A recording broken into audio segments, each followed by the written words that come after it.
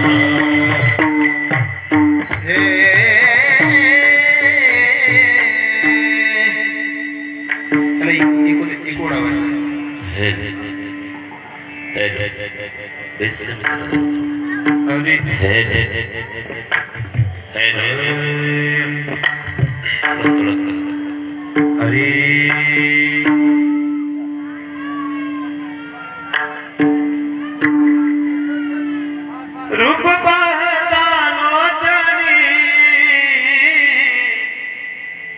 रूप पाहता लोचनी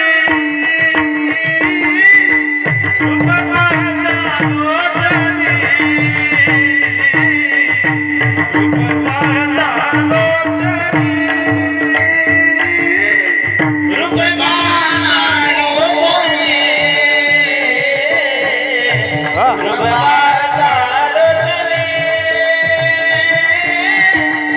रूप पाहता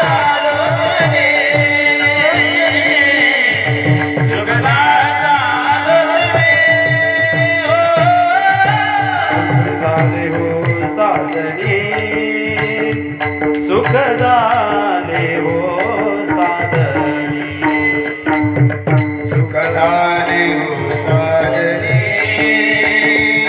सुखदाने हो साधनी हे सुखदाने हो साधनी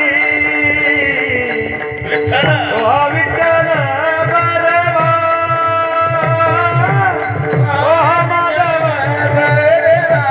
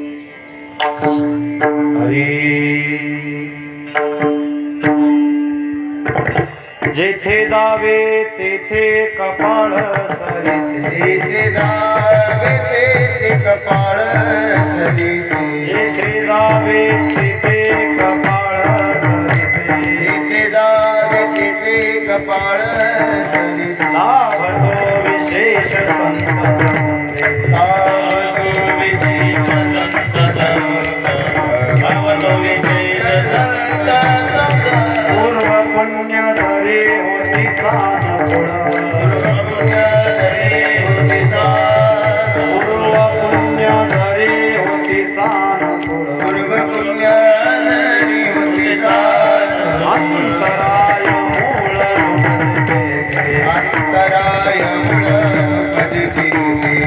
अंतराय मूळ भाग्य तरी नोहे धनपुत्र भाग्य तरी नोहे धनपुत्र भाग्य तरी नोहे धनपुत्र भाग्य तरी नोहे धनपुत्र निकटवास बरा संत संगी निकटवास बरा निकटवास बरा सुगमने हेची करावी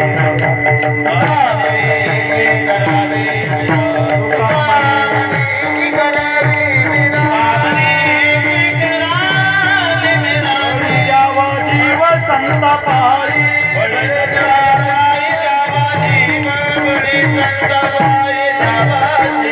पूर्व पुण्य धरी होते सानुकूळ पूर्व पुण्य धरी होते सानुकूळ अंतराय मूळ नुपजते अंतराय मूळ नुपजते अंतराय मूळ नुपजते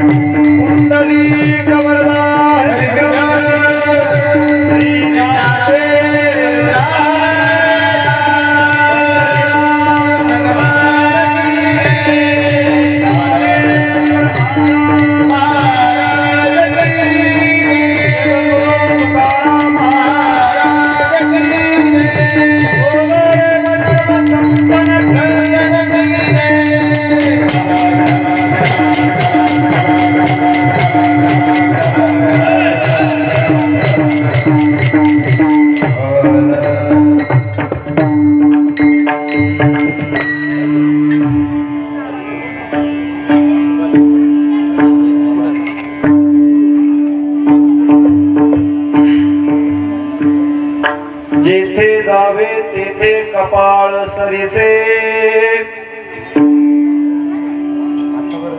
लाभ लाभतो विशेष संत संगी पूर्व पुण्य जरी होती सानुकूळ अंतराय मूळ नुपजे तिथे भाग्य तरी नोहे धनपुत्र दारा निकटवास बरा संता पायी पूर्व पुण्य जरी होती सानुकूल अंतराय मूळ नुपजे तिथे तुका म्हणे हेची करावी मिरासी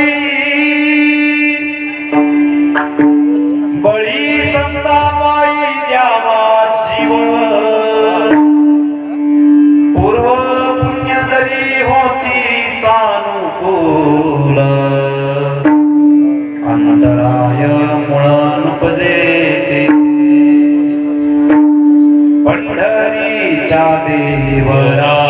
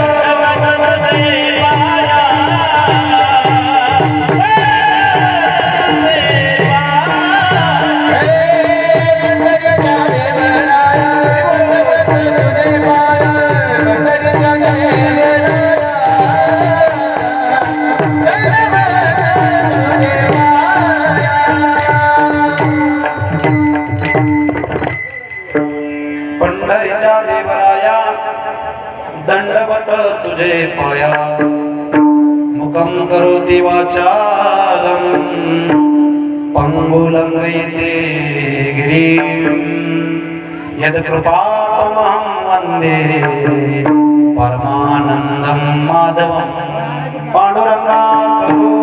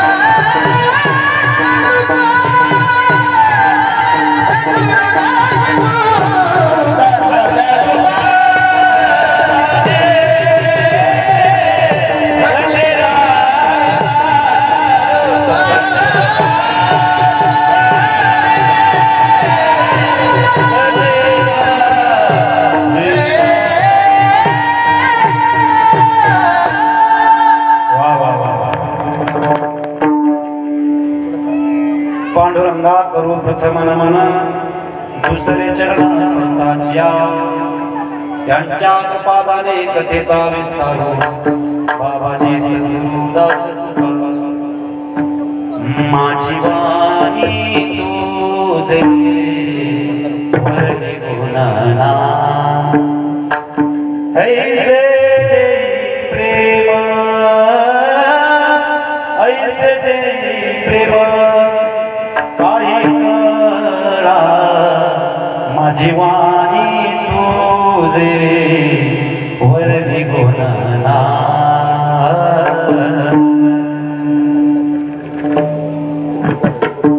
वचन एका कमळापती मजरंगाची विनंती कर जोडितो कथे काळी आपण असावी जवळी मस्तक हे पायावरी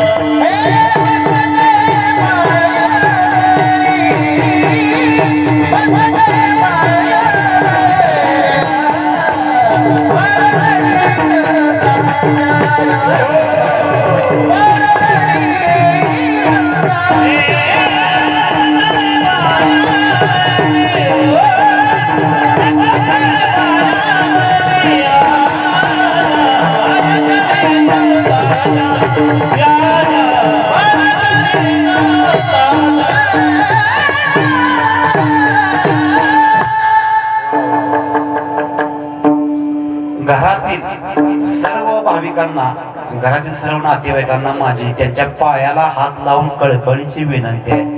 भगवंताचा आसन आपण खाली ठेवतो, त्यांच्यापेक्षा उंच आसनावर आपण बसतो, हे योग्य नाही.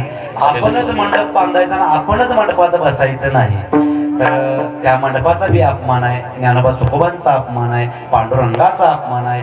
तुमच्या पायाला हात लावून कळकळीची विनंती आहे, तिथून कृपया उठावं आणि भल्या मोठ्या मंडपामध्ये बसण्याची तुम्हाला कळकळीची विनंती आहे.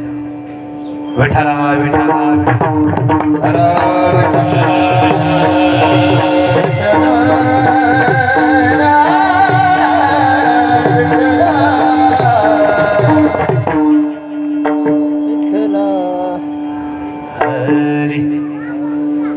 सेवेला गे सेवक झालो तुमच्या लागलो निज चरणा. अहो स्वामी तुकया देवा यावरी न करा वेर. थोडा ट्रबल द्या कडक. जेथे जावे तेथे कपाळ सरीसे लाभतो विशेष संत संगे. पूर्व पुण्य जरी होती सानुकूल अंतराय मूळ नुपजे तेथे.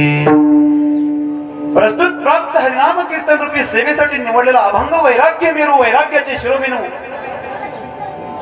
जगद्गुरु विश्वगुरु संत श्री तुकाराम महाराज परमार्थाचा आणि भक्तीचा कळस म्हणून पाचव्या वेदाचे बाप, पाचव्या वेदाचे जनक, ज्यांनी पाचवा वेद निर्माण केला जगद्गुरु तुकोबाराच्या अभंगाच्या रूपाने, असे विश्वगुरु संत श्री तुकाराम महाराजांचा 4 चरणाचा संतपर प्रकरणातील अभंग सेवेसाठी निवडलेला असून संत संगतीने किती महालाभ होतो साधकाच्या जीवनामध्ये याचं यथार्थ वर्णन माझे जगद्गुरु तुकाराम महाराज यामध्ये अभंगामध्ये करतात. आणि जीवनामध्ये सर्वात मोठं भाग्य काय असेल तर संत संगती मिळणं, संतांची भेट होणं आणि तीच जीवनामध्ये आपली मिराशी असली पाहिजे असं जगद्गुरु तुकाराम महाराज आपल्या अंतःकरणातील भावना प्रकट करतात.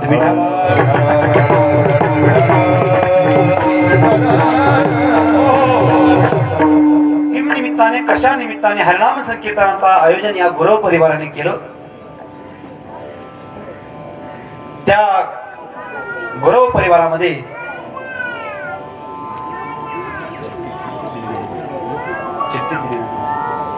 सांगितलं हा तर 7वं पुण्यस्मरण आहे.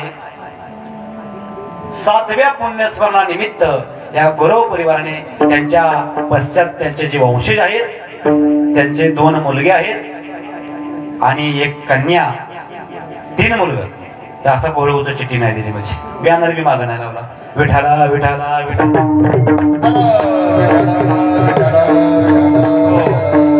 क्षमा असावी दिली त्यांच्यापाशी. हा त्यांचं नाव टाकलं नाही की पण ज्यांचं पुण्यस्मरण आहे त्यांचं कैलासवासी दिनकर गुरव महाराज यांचं 7वं पुण्यस्मरण त्यांच्या पश्चात त्यांचे जे वंशज करतायत महाराज, खरोखर त्यांना दिल तेवढं धन्यवाद. कमी आहेत. कारण महाराज या हरिनाम संकीर्तनाचं आयोजन सलग 7 वेळा 7 वर्ष आपल्या वडिलांच्या पुण्यतिथीला दारामध्ये या वारकरी संप्रदायामध्ये साधू संतांची परंपरा ही नामगंगा ज्ञानगंगा खेचून आणून या ठिकाणी सर्व आपतिष्ट पैपावणी ग्रामस्थांना या नामसंकीर्तनाची स्नान घालतात. म्हणून या गुरव परिवाराच्या चरणी माझा साष्टांग दंडवत. त्यांच्या कुटुंबामध्ये चांगदेव दिनकर गुरव त्यांचा मुलगा आहे, जितेंद्र दिनकर गुरव मुलगा, महेंद्र दिनकर गुरव हा पण मुलगा आहे आणि त्यांची कन्या कल्पना गजानन क्षीरसागर ही मुलगी आहे. असा त्यांचा परिवार, तसेच त्यांची नातवंड, संपूर्ण गणगोत्र मत्त परिवार आणि संपूर्ण ग्रामस्थ इथं उपस्थित राहिले. आणि या हरिनाम संकीर्तनाला त्यांनी आम्हाला आयोजित केलं, आम्हाला निमंत्रित केलं. म्हणून आम्ही सर्वजण त्यांच्या चरणी नतमस्तक होतो आणि त्यांना खऱ्या अर्थानं पुष्पांजली, भावपुष्पांजली, श्रद्धांजली अर्पण होऊन श्री विठ्ठलाच्या कृपेचा लाभ त्यांच्या कुटुंबियांना मिळावा अशी भगवंताच्या चरणी यातून आपण खऱ्या अर्थानं पुष्पांजली वाहूया. विठ्ठला विठ्ठला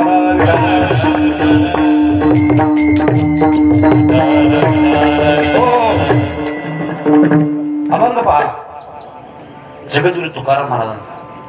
लक्षात घ्या, जेथे जावे तेथे कपाळ सरीसे लाभतो,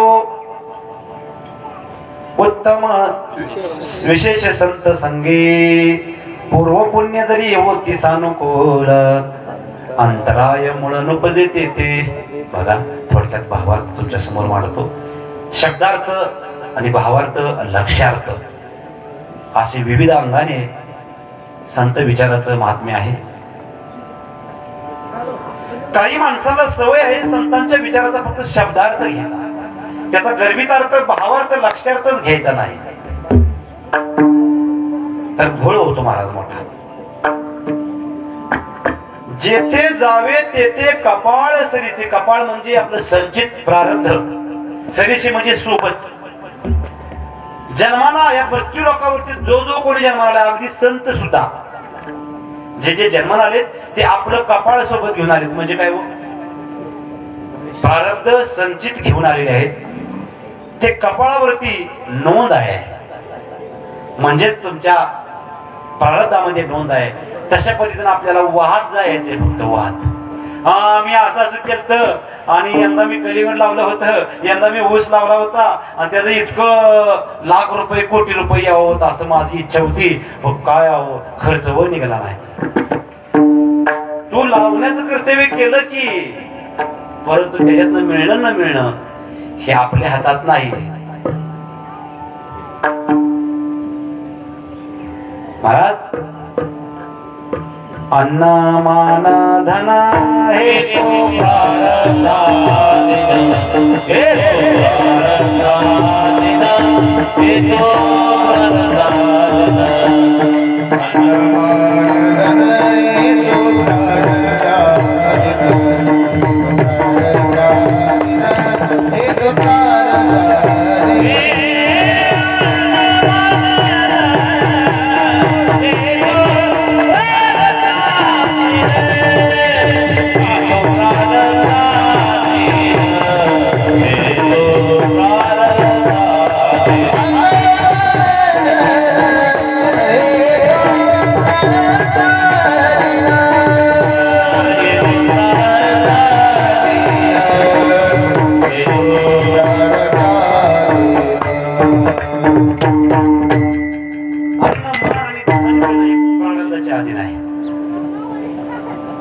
प्रारब्धाचे अधीन आहे. पण संतांना प्रारब्ध अजिबात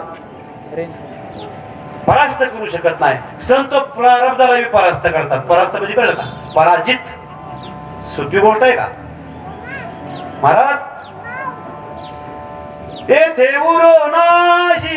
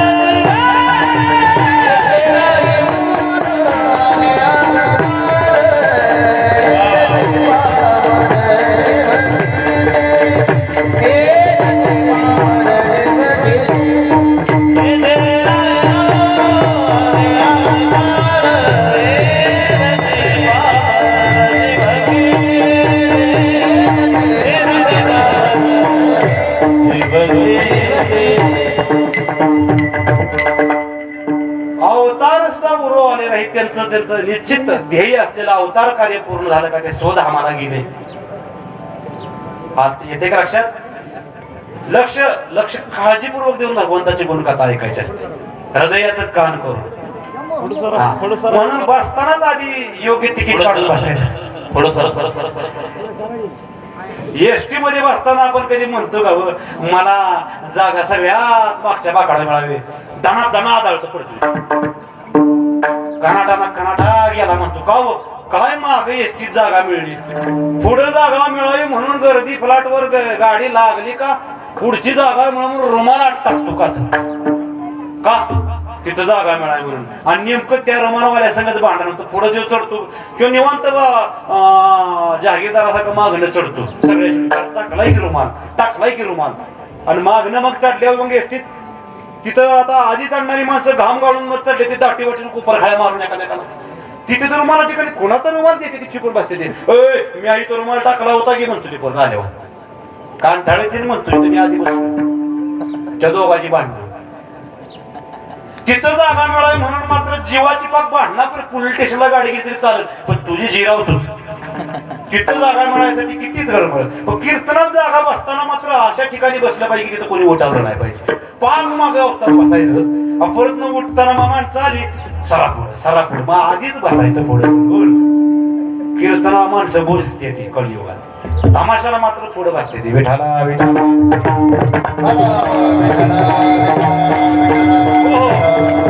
काय शब्द ऐकायला आमचं कोड वाटत. मला असं वाटतं की माणसांना ज्यांच्या घरी कीर्तन ठेवले किंवा ज्या गावात भागात कीर्तन आहे तिथल्या लोकांना कीर्तन झाल्यानंतर माझा राग आला पाहिजे. राग आला तर खऱ्या अर्थाने योग्य पद्धतीने कीर्तन झालं, नंतर मिळमिळ करण्यात काय मजा आहे. विठाला विठाला माणसं मध्ये कालवण खाल्ल्यावर कालवण कशातच सपाट झालं होतं, तिकाटच नव्हतं. कानातनं धूर निघाला पाहिजे, घाम आला पाहिजे, तसं काम आहे. कारण आज तुम्ही आजपर्यंत लाखो कीर्तनकार ऐकलं, हजारो कीर्तन ऐकलं, पण जिथं होतो तिथंच गाडी आहे बालवाडीत. पुढे सरकतच नाही, का सरकत नाही, डसतच नाही, जोंबत नाही. विठाला विठाला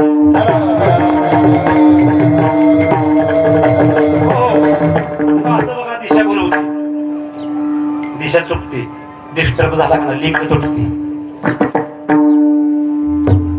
संतांनी तुम्हा आम्हाला प्रारब्ध आहे, संतांना सुद्धा प्रारब्ध आहे, पण भोगायचं का न भोगायचं त्यांच्या इच्छेवर अवलंबून आहे. तुमचं आमचं कसं माहितीये का, जरी इच्छा नसली तरी भोगावंच लागते. भोगणे ते फळ संचिताचे, संचिताचे भोगणे ते फळ संचिताचे. कोणाला? आपल्याला. आपल्या नाड्यात त्या आपल्या हातात नाही, ते त्याच्या हातात आहे. मग संतांनी नुसत्या प्रारंभावर विजय केला यात नवल नाही. संतांनी मायेवर विजय मिळवला, संतांनी कलेवर विजय, कलियुग म्हणजे कलीमधला कलियुगाचा कली, त्याच्यावर विजय मिळवला. आणि संतांनी काळावर विजय मिळवला म्हणजे मृत्यूवर विजय मिळवला. आणि त्यानंतर संतांनी भवसागर पार करून भवसागरी सेतू बांधून आबदार पाण्यात उतरले. संत पहिले उतरलेले आहेत. आणि संतांनी देवाला प्राप्त केला नाही, संतांनी देवाला वश करून आपला गुलाम बनवलाय. विठाला विठाला तरी पण इथं संत तुकोबाराय म्हणतात प्रारब्धाला नाकारायचं नाही, कारण पुनरपी जननम पुनरपी मरणम यात अडकायचं नाही. देवा किती बी संकटात दुःखात आम्हाला ठेव, पण तुझं नाम जर कंठात असलं आणि तुझं जर नित्य स्मरण आमच्याकडे असलं तर आम्हाला तुझं प्रारब्ध किती बी गाडा असू दे त्याचं आम्हाला दुःख वाटत नाही. म्हणून त्यांनी एक सिद्धांत सांगितला सकाळांना लागू होणारा, जेथे जावे तेथे कपाळ सरीसे. पण किती बी कपाळ वाईट असू द्या, डेंजर असू द्या, पण जर तुम्हाला जीवनात खऱ्या अर्थानं आपला सार्थकी जन्म लावायचा असला, लाभ प्राप्त करायचा असला, तर तो लाभ कुठं आहे? लाभ तो विशेष संत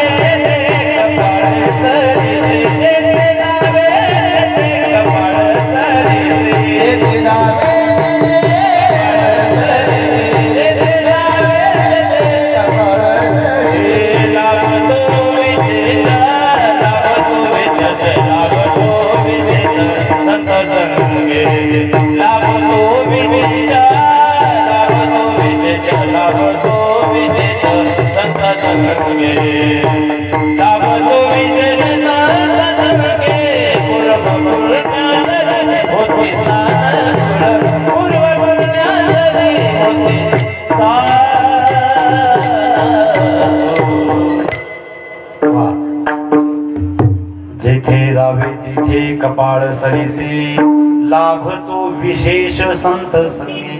संत संगतीमध्ये विशेष लाभ आहे. कसला लाभ आहे? सामान्य लाभ नाही हो.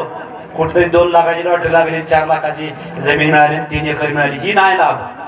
विशेष लाभ आहे, ही क्षणिक लाभ आहे. तुमच्या पंजाच्या नावावर समजा 5 एकर होती, पंजानं जर एकरभर नाही ऐकली तर तुमच्या आजीच्या नावावर 4 एकर येणार आहे. त्या आज्याला बी 2 एकर ऐकली तर तुमच्या बापाच्या नावावर 3 एकर 2 एकर येणार आहे. बापाला बी एखादी एकर ऐकली तर तुमच्या नावावर एकरच येणार आहे. त्यात बी तुम्ही 4 भाऊ म्हणल्यावर 10 गुंठ येणार आहे एकरात. जमीन बदलली नाही, जमिनीनं मालक मातीत गाडलं, पण जमीन कधी गाडली गेली नाही, जमीन जागेवर राहिली. कळतंय का?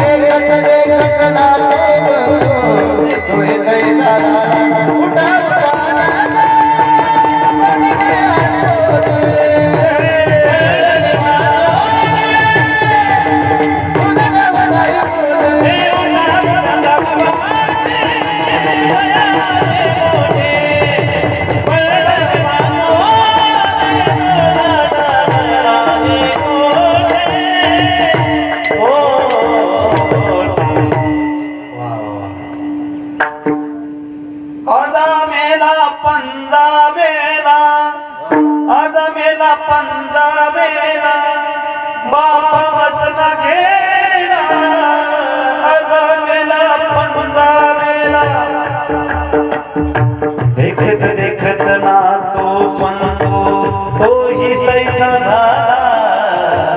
उठा उठा जागा पाठी, उठा उठा जागा पाठी, भय आले मोठे, उठा उठा जागा पाठी. आजा मेला पंजा मेला. म्हणून सर्व काही महाराज इथलं नाशिवंत आहे, क्षणिक आहे. मग क्षणिक प्रॉपर्टी, नाशिवंत प्रॉपर्टी कमवण्यामध्ये माणसं जीवनाला जन्मल्यापासून मरेपर्यंत हाव हाव हाव हाव करते. ती तुम्ही आम्ही सगळीच बरं का. कशामुळे? शाश्वत आहे त्याचा विसर पडला, नाशिवंत आहे ते सत्य वाटू लागलं. नाशवंत अटी प्रिया पुत्र धन, नाशिवंत अटी प्रिया पुत्र धन, अटी प्रिया पुत्र धन, नाशिवंत अटी प्रिया पुत्र धन, विजयाचा सिंह तेही बळ, विजयाचा सिंह तेही बळ, विजयाचा सिंह तेही बळ. हो, त्याचं हीच कसं आहे महाराज नाशिवंत आहे. मग त्याच्यापासून येणार रोप काय टिकणार आहे का? नाशिवंत अटी प्रिया पुत्र धन. लक्षात येते का? आणि मग विशेष लाभ झाला संत संगीत तुकाराम महाराज म्हणतात. म्हणजे ही काही सामान्य लाभातला लाभ नाही. मग कोणता लाभ झाला तुकोबराय सांगतात? विशेष लाभ झाला संत संगीत. लाभ तो विशेष संत संगीत. मग ती तुकोबराय लाभ कोणता नेमका याचा उलगडा सांगा. आणि एक सांगा तो लाभ नेमका कोणाला होतो? त्या यादीत बसणारे नेमकी कोण आहे ते? तर महाराज जो संत संघाला अंतरला, ज्यानं संत संगतीला सन्मुख व्हायच्या ऐवजी विनमुख झाला, ज्यानं संतांची निंदा केली, ज्यानं कधी भक्ती नाही केली, ज्यानं कधी नामस्मरण देवाचं नाही केलं, ज्यानं कधी देवाची शरणागती पत्करली नाही, नुसता छताड काढत फिरत बसला अहंकारानं, तो देवाला संत संगतीला बी अंतरला. ज्याला ज्याला संतांच्या संगतीचा अंतराय पडला त्याचं मूळ अंतरायमध्ये गेलं, तिथं संत संगतीचा लाभ आणि विशेष लाभ कधीच उपजणार नाही. अंतराय मूळ नपज येते. आणि त्यासाठी आणखी काय पाहिजे? तर तिथं पूर्व पुण्याचा बी ठेवा पाहिजे. तुका म्हणे होता ठेवा तो या लाभा सापडला. हा म्हणून महाराज या ठिकाणी परी उपतिष्ठे पूर्व पुण्य. तुका म्हणे साधन सुलभ गोमटे परी उपतिष्ठे पूर्व पुण्य. आणि ते पूर्व पुण्य जर सानुकूल म्हणजे अनुकूल असेल त्याला संत संगतीचा विशेष लाभ होतो. या बघाच्या दुसऱ्या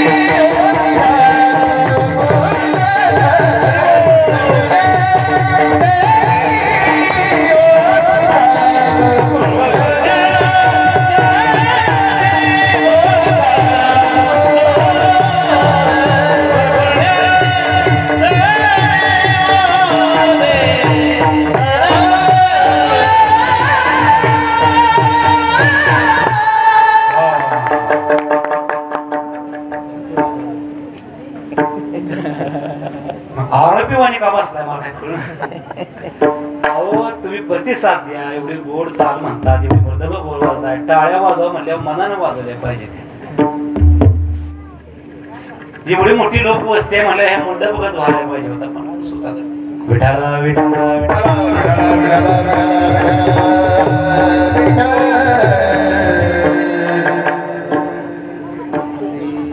बघा, पूर्व पुण्य आपल्याकडं नसेल तरी सुद्धा जर संत संगतीला एखाद्या चांगल्या संगतीने जर तुम्ही गेला तरी सुद्धा संतांची कृपा अत्यंत होती. कारण काय, संत उदार उदार भरले अनंत भांडार. ते मागचा यश बघत नाहीत. मग या जन्मात त्याला कीर्तन आवडत नाही, नाम आवडत नाही देवाचं, पण चुकून आता हे महाराज आहेत आणि ह्यांची संगत मला लाभली. ते म्हणतात ते मनकर्णवाडीचं इथं मान तालुक्यातलं वारवडचं महाराज आहेत आमचं, त्या तुषार महाराज, लक्ष्मण महाराज, हे शशिकांत महाराज मोरे बालवडीकर. चुकून ह्यांचा नाद मला लागला. नाद म्हणजे काय, मैत्रीचा. आणि चुकून म्हणलं माझाच कीर्तन आहे सदाशिवनगरला वाजवायला मी जाणार आहे, येतो कर तू. संगतीनं आला. माझा काही तो व्यवसाय नाही किंवा माझ्या डोक्यात ती कधी संबंधच नाही कीर्तनाचा. माझा कीर्तनाचा मी अजात शत्रू आहे, आपलं हे कायमचा शत्रू आहे. पण चुकून त्यांच्या संगतीत लागल्यामुळे कीर्तन मला ऐकायला मिळलं. आणि एखादं वाक्य महाराजांच्या मुखातनं गेलं तेवढं जीवनात बसलं तरी काय अपारड होतो. कारण संत वचनामध्ये ती ताकद असते.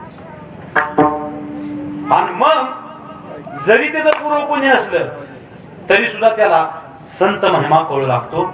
जीवनात बोध उतरतो, वाईट प्रश्न सुटतात, वाईट मार्ग सुटतो, चांगल्या मार्गाकडे येतो. आणि मग त्याला जर नामाची आवड, देवाच्या भक्तीची आवड लागली का मग मात्र संत आणि देवाची कृपा एकत्रच होते. आणि पूर्व पुण्य मागचं कमी असलं तरी सुद्धा प्राप्त. पण त्यानं संत संगतीत आलं पाहिजे, सत समागमात आलं पाहिजे. आणि मग मनुष्य जन्माला येऊन सुद्धा संत संगतीत येण्यासाठी पुण्य कमवायच्या ऐवजी पाप कमवू लागतो. कसं कसं पाप आपल्या हातात होतं. मी अजिबात हातात तलवार घेत नाही, मी अजिबात कोणाचा जीव घेत नाही, मी अजिबात कोणाला मारत नाही. काय काय माणसं मोठ्या टेब्याला सांगते ती मी अजिबात पाप करत नाही, खोट खोट सुद्धा बोलत नाही, पंक्ती सुद्धा घालतो, पुण्य लय कमावतो. पण जर एका बाजूने तुम्ही टाकी पाण्याची भरली आणि एका बाजून जर तिला एवढा मोठा जर खाली नळ मोकळा सोडला, वरनं किती भार टाकी खाल्लं लेकीच, मग तुम्ही म्हणणार नळ कसला. पुण्य कमवताय, पंक्ती घालताय बुद्धी लाडवाच्या, पण एका बाजूने लोकांची निंदा करत बसताय. मग काय होतं महाराज, पाप जमा होतं, पुण्य जे साचलेलं ते वजा होत जात. बर मग तुम्ही कोणाची निंदा करता, भक्ताची. काल परवा आमच्या सगळं जत्रेला येत होता, कोपराला वगाडी वर खात होता. आता माळ घातली ना आलाय मोठा माळ करून करून भागला देव पूजेला लागला. असं म्हणता का नाही. काय होतं, पाप वाढत जात, कुणाचं आपलं, आणि एका बाजूने पुण्य नष्ट होत जात. आणि दुसरं काय होतं, ज्या तुम्ही माळकऱ्याची निंदा केली त्याचं पाप कमी होत जात, बिन पाण्याचं बिन साबणाचं, आणि त्याचं पुण्य वाढत जातं ज्याची निंदा केली त्याची. मी माझा पुरावा सांगत नाही, संत श्री कबीर महाराजांचा पुरावा आहे. संत कबीर महाराजांची निंदा लई माणसं करा पाहिजे. हाय मुसलमानाचा लागला देवा धर्माला, म्हणतोय राम राम. हा आणि मोठा आता देव धर्मात महाराज मोठा व्हायला लागलाय, जणू काय ह्याला वैकुंठात इमानाचं न्यायला येणार आहे. लोक निंदा करायची. आणि काय काय लोक सांगायचे, सज्जन कबीर महाराज तुमची लय लोक निंदा करते, त्यावर थोडा बिस्कट डबल का, लय लोक निंदा करते ती. काय लय तुम्हाला म्हणते ती कमी जातीतला, अमुक जातीतला, तमुक धर्मातला, काय देवाचं नाम घ्यायला लागला या, आता मोठं याला वैकुंठात इमान येणार या, असं म्हणते तुमच्याबद्दल. कबीर महाराज कोण कोण मला असं म्हणते, अहो लय म्हणते त्याच्या सगळ्याची नावाची यादी काढा. कशासाठी, त्याला शिवे द्यायला, मारायला नाही. नाही, कबीर महाराज म्हणते जी जी माझी नाव मला नाव ठेवून निंदा करते ती त्यांची यादी काढा. मी त्यांच्यासाठी माझ्या घराच्या अंगणात माझ्या कष्टानं मी झोपडी बांधून देणार आहे. का, ती लांब कुठं निंदा तुमच्या जवळ करते ती, त्यांनी केलेली निंदा मला ऐकायला मिळावी, माझा लय मोठा फायदा होईल, माझा लाभ घडत. आणि त्यांनी दिलेली निंदा, केलेली निंदा मला ऐकू आल्यानंतर माझा मोठा लाभ आहे म्हणले. म्हणजे काय लाभ आहे, तर संत कबीर महाराजांनी सांगितलं एका निंदकनिया रे राखियो आंगन कुटी छवा बिन पानी साबुन बिना निर्मल करे सुहाय कबीरा निर्मल करे सुहाय निंदकाला जवळ ठेवा जवळ बोलवा नुसतं बोलवू नका आपल्या अंगणात स्व कष्टाने त्याला झोपडी बांधून द्या आणि त्याची खाया पिण्यासहित राहण्याची सोय करा का बिगर पाण्याचं बिगर साबणाचं आपलं आतनं आणि बाहेरनं आपल्याला पवित्र करण्याचं काम तो निंदक करत असतो तुमची निंदा केल्यावर तुम्ही काय करचाल त्याला अंगणात झोपडी बांधून द्यायचा का हातोड काढचाल गाव पुढं तुझ्या लावणी हाणतो माणसाला का नाही पण संतांचं अंतकरण अत्यंत मृदू सभाय नवनीत तैसे सज्जनाचे चित्त ज्यासी अपगिता नाही त्यासी धरे जो हृदयी जे का रंजले गांजले त्यासी मने जोवा फुले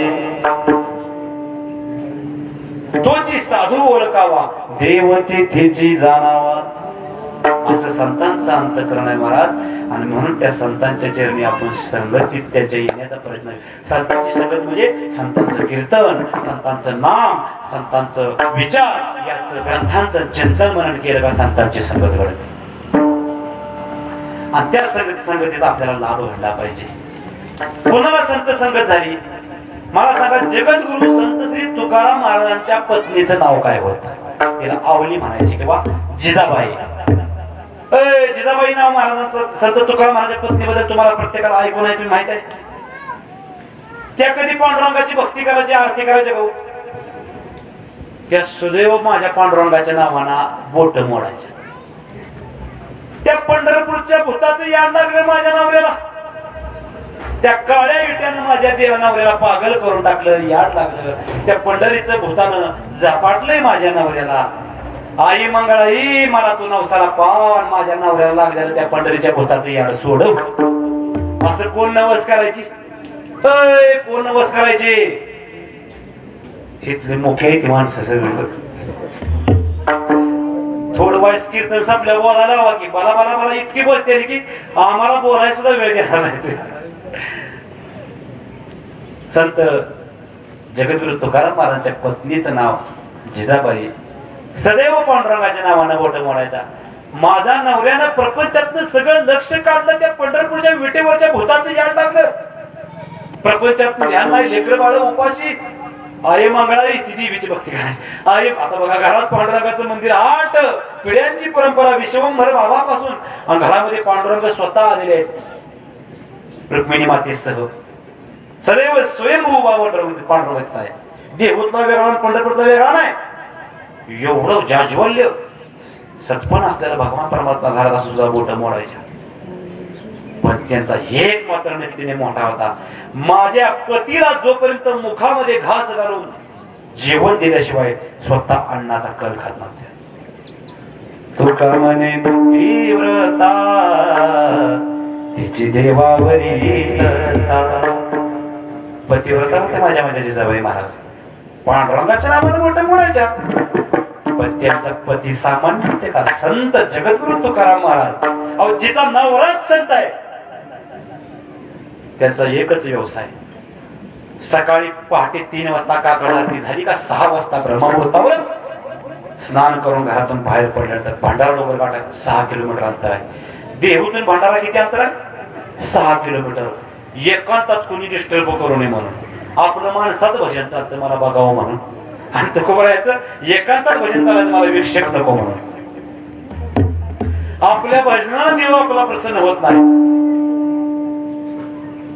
आणि संतांच्या नुसत्या महाराज रामकृष्ण हरी जरी मुखात म्हटलं तरी देव प्रसन्न व्हायचा अंग संग डोलू लागायचा माझे तुकाराम महाराज भांडणगराव गेले आणि भजन सुरू झालं राम कृष्ण हरी जय जय राम कृष्ण हरी राम कृष्ण हरी जय जय राम कृष्ण हरी राम कृष्ण हरी जय जय राम कृष्ण हरी राम कृष्ण हरी जय जय राम कृष्ण हरी राम कृष्ण हरी जय जय राम कृष्ण हरी राम कृष्ण हरी जय जय राम कृष्ण हरी राम कृष्ण हरी जय जय राम कृष्ण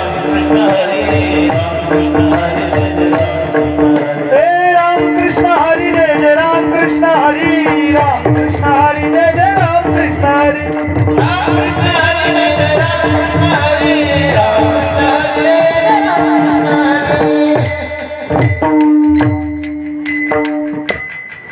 असा भजनाचा लाव टाहो फोडला माहिती तुकोबारायांनी आणि त्या दिवशीच नेमकं जिजामातेला धान्य मिळाला धान्य भरडून तिथं भाकरी करायला ज्वारीची भाकरी करायला दुपारच्या 1 वाजल्या महाराज आणि तुकोबाराय कधी वाट बघत होती की माझी बायको कधी जेवायला घेऊन येते नाही तुकोबाराया भजनात दंगात समाधी लागायची माहिती तुकोबारायला पांडुरंग डोळ्यासमोर नाचायचा डोळे झाकलं का भगवान पांडुरंग परमात्मा समोर प्रकट व्हायचा आणि त्या बहणात त्या नशेत दारूची नशा नव गांजाची बिडीची नशा नव भक्ती प्रेमाची नशा त्या नशेमध्ये माझी तुकोबाराय तल्लीन होऊन जायचे भान हरपून जायचं आणि तिथं जिजामाता 1 वाजता धान्य तयार भाजीपाला तयार झाला मेथीची भाजी केली आणि 2 भाकरी गडूळ बांधलं आणि ताड ताड ताड ताड ताड ताड ताड माझ्या जिजाबाई माझा पती उपास आहे माझे पती उपास आहेत निघाल्या जाताना भंडारडोंगर चढणार तिथं काही मेंढपाळ मेंढ्या राखत होते लगबगीने निघाले तर महाराज मोठा भला मोठा करवंदीचा काटा अनवाणी पायानं पाय पळतायत घरची गरीब आहे सर्व दान केले पतीनं 65 एकराची 400 एकराची जमीन दान केली 65 लाखाची वडिलांची सावकारी कर्ज खात्याची होळी करून दान केलेली आणि जाळून संसार बैसलो अंगणी तुकाराम महाराजांची अशी भावना पाठ काटा कचकन पायामध्ये घुसला रक्तबंबाळ रक्ताची चिळकांडी उडली आई ग म्हणून डोक्यावरती जेवणाचे तुकोबारायांची ते जेवणाचे गटोळ खाली वाकणार महाराज वाकून तरी दिलंय का एका मेंढपाळाच्या मुलाचं रूप घेऊन गळ्यावर कपाळावरती गोपीचंदनाचा तिलक कानामध्ये मयूर कुंडल आणि महाराज मस्तकावरती मयूर मोराचा पिसारा पिवळं धोतर घातलंय पितांबर आणि 6-7 वर्षाच्या बालकाचं रूप घेऊन हातामध्ये पवा बासरे आणि आई आई आई म्हणून ज्या पायात काटा उडलाय रक्ताची चिळकांडी उडली तो पाय हातात धरला भगवंत आणि भगवंताने सांगितलं आई बसा बसा बसा काळजी करू नका मी तुमचा काटा नक्की काढ नुसता हात लागला महाराज सगळ्या वेदना कुठेच्या कुठे पळून गेल्या साधा BHMS डॉक्टरचा जरी आपल्याला अंगाला हात लागला तर आपला निमा ताप निघून जातो इंजेक्शन करायच्या आधीच इथं तर विश्वाचा वैकुंठ नायक जगाचा पालक त्याचा हात लागल्यावर काय होईल महाराज आणि देवानं नुसतं महाराज काटा असा काढायसाठी टाच आपल्या मांडीवरती घेतली देव म्हणला काळजी करू नका मी काटा काढ अरे अरे बाळा तुझं वय कमी आहे तुला कसा काटा काढताय तुला काटा काढता येणार नाही थांब मी काटा उपसते अरे आई काळजी करू नकोस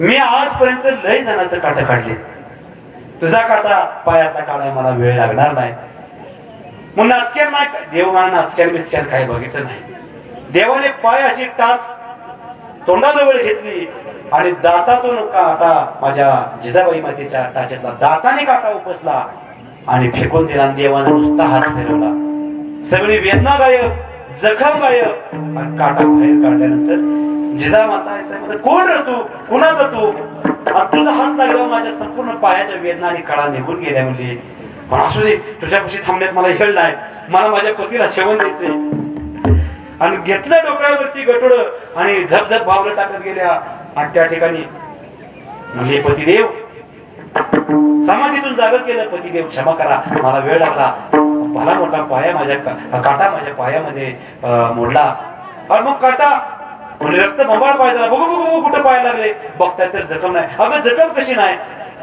जखम कशी असेल म्हणली काय मला तेच कळलं म्हणले पायाचा काटा तर एका लहान बाळानं दातानं उपसून काढला कसा काढला म्हणले दातानं जखम तेव्हा नुसता हात फिरवला तर माझी जखम सुद्धा बरी झाली कुठं आहे तो मुलगा मला दाखव तुकोबारायांना दाखवायला नेलं तर तिथं मुलगा नव्हता कोण नव्हतं तुकोबारायांनी डोंगराच्या पायथ्याला त्या ठिकाणी गाडागाडा लोळायला सुरुवात केली विश्वाचा अखेर ब्रह्मांड नायक माझ्या पत्नीच्या पायात काटा मोडला म्हणून काटा काढायसाठी त्या दाताने काटा उपसतो. धाय बुकून तुकोबराय रडू लागले, गाडागाडा लोळू लागले. हे भगवंता, मी रोज तुला प्रार्थना करायचो, माझी पत्नी तुझ्या नावानं बोट मूर्ती शिवे देती, तिचे अपराध नको रे मनावर घेऊ, तिला क्षमा कर, तिला क्षमा कर. म्हणून भगवंता, मी तुझ्या दर्शनासाठी वेळा पेसा झाले, मला तुझा अजून स्वप्नात दर्शन नाही, पण माझ्या अगोदर माझ्या पत्नीला दर्शन देऊन तिच्या पायातला काटा काढून गेला की रोज तुझ्या नावानं बोट मूर्ती. महाराज, ही कशाचा लाभ आहे? ज्या संतांना अजून दर्शन नाही पांडुरंगाचं तुकोबारायला, पण त्यांच्या अगोदर त्याच्या पत्नीला पांडुरंगानं दर्शन दिलं. याच्या मागचं कारण काय? तर माझ्या संतांची, माझ्या भक्ताची जो सेवा करतो तो मला प्राणप्रिय वाटतो.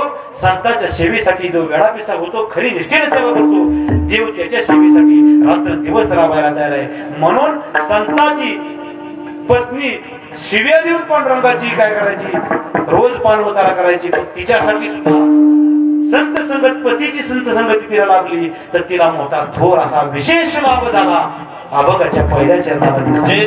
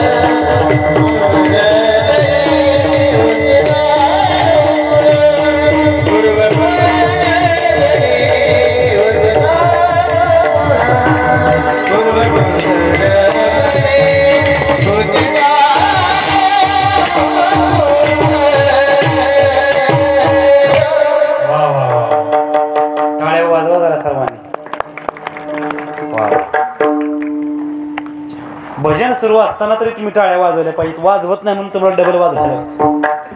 कारण टाळी वाजवावी, गुढी उभारावी, टाळी वाजवावी, गुढी उभारावी, वाटती चालावी पंढरीची,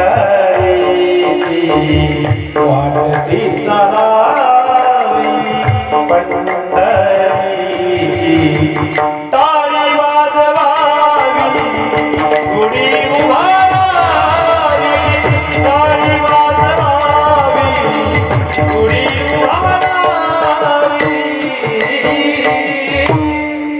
किंवा करे टाळी बोला मुखी ना, विठ्ठल विठ्ठल म्हणा वेळोवेळा. म्हणा आम्हाला लाईट बिल आलं म्हणजे विठ्ठल विठ्ठल म्हणल्यावर आम्ही काय करू? विठ्ठला विठ्ठला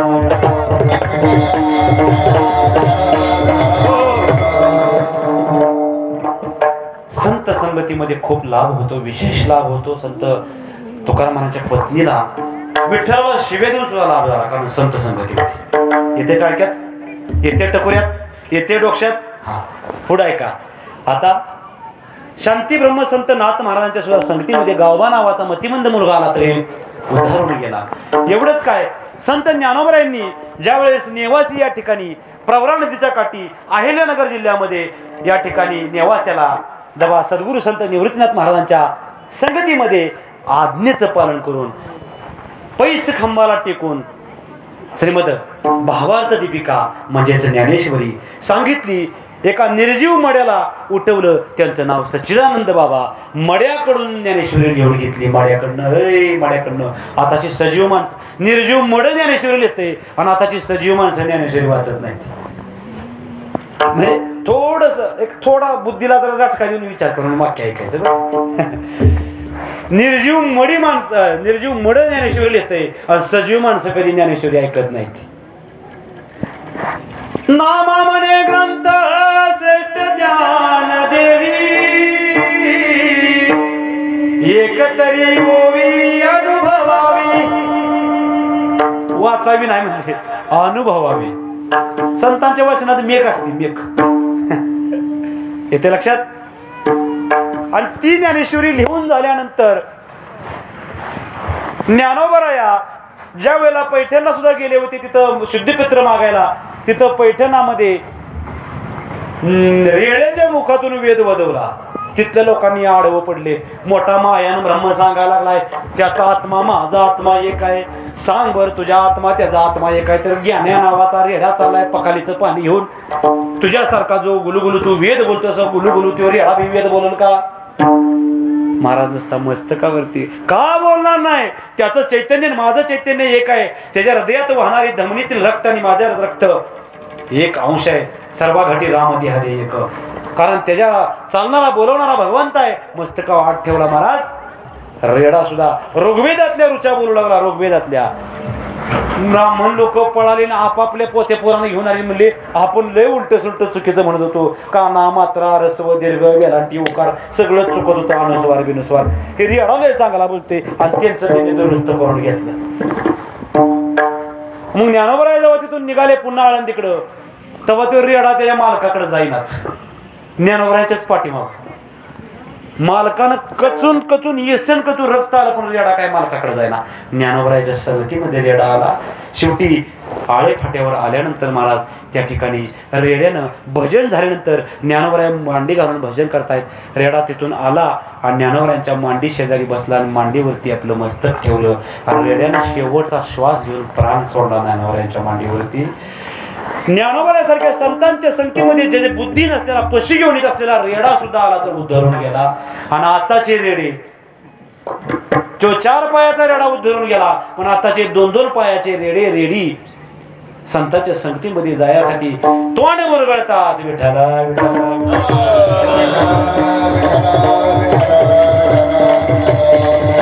हो, संतांच्या संगतीमध्ये खूप मोठं सुख आहे महाराज. संत संगतीचे काय सांगू सुख, संत संगतीचे काय सांगू सुख.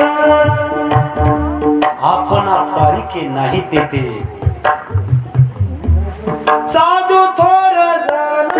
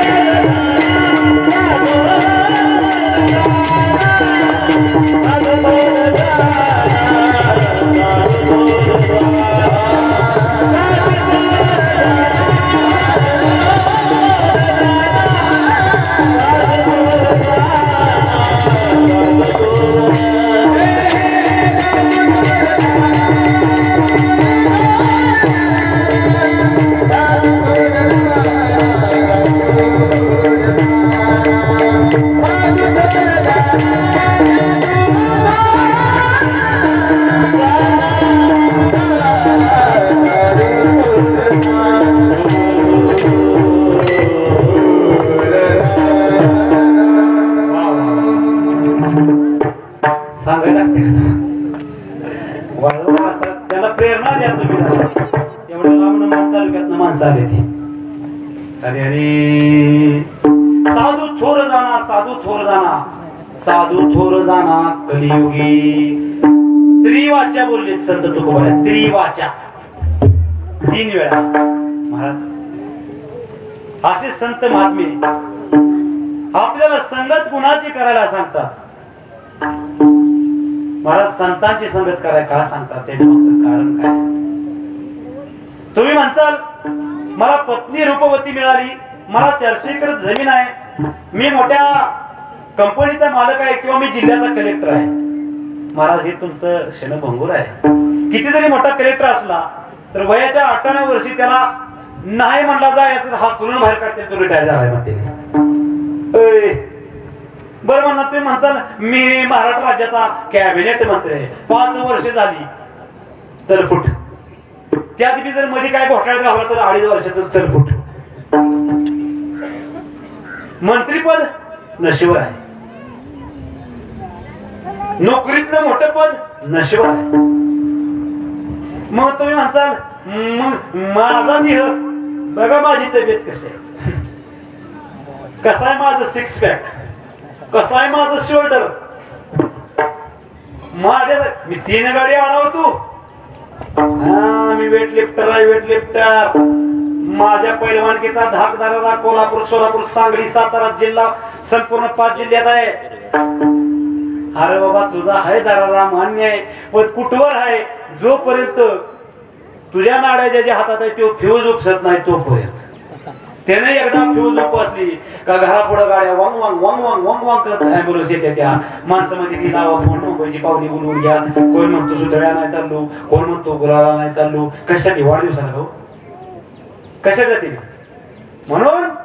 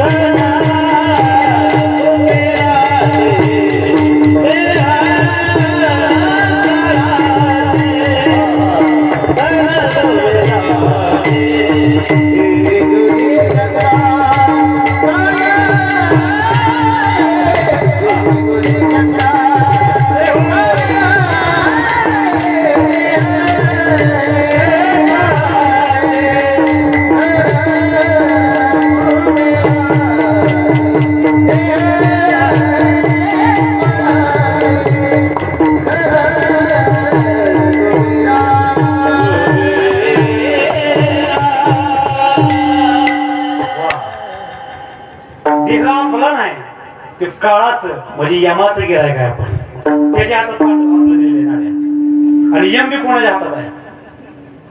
महाराज काळ गुलाम सलाम करीत तो कया घरी राबत. काळाचे बी महाकाळ भगवान भोलेश्वर भगवान शंभू महादेव आहेत. आणि ते शंभू महादेव माझ्या हृदयात नित्य विराजमान आहेत. हरी आला हाता मग काहीची भय चिंता. भगवंत जन प्राप्त केला हा देव जोडी याला तया काय उनी तुका मने मन धीट करा. भगवंत प्राप्त केल्यानंतर तुमचा काळ काय वाकडं करू शकतो, अजिबात करू शकत नाही. पण तुम्ही आम्ही देवाला प्राप्तच करत नाही, देवाची कृपाच प्राप्त करत नाही, देवाला शरणात जात नाही तर मग काय होते. आपण कोणाचं गेलं काय. देह हे काळाचे धन कुबेराचे.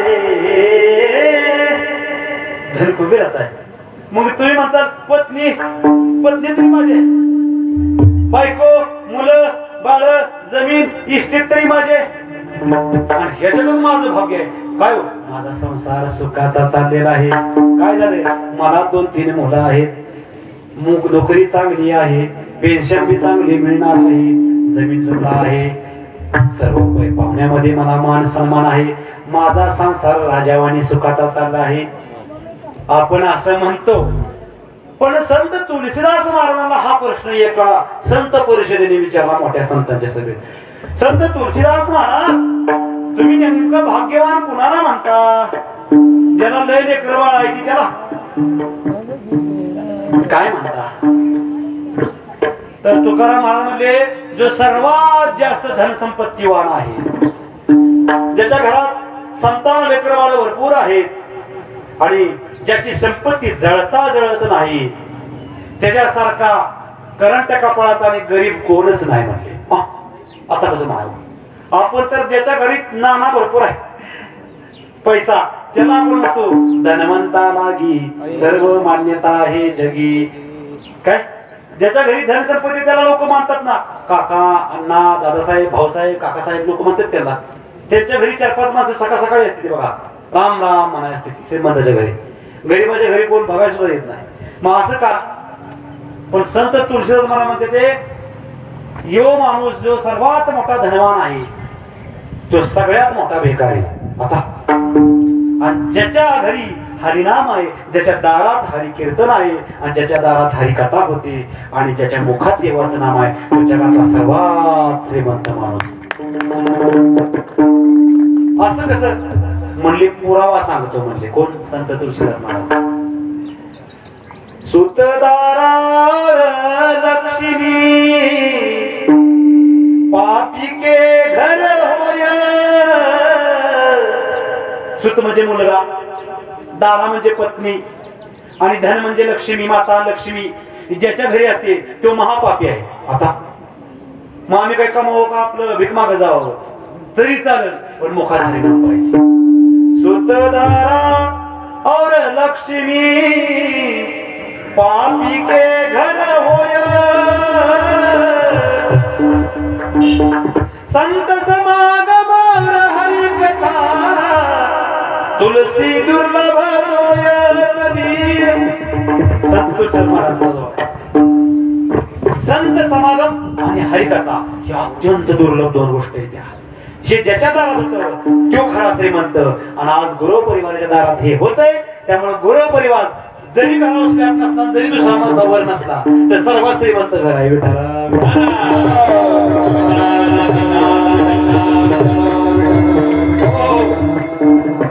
म्हणून अशा संत कुणाला भाग्यवान म्हणतात की ज्यांची पत्नी कुरूप असू द्या, नसेल विश्वसुंदरी, नसेल सौंदर्यवती, काळी असू द्या, पण तिच्या मुखात हरिनाम असलं पाहिजे, ती संतांची शरणागत असली पाहिजे.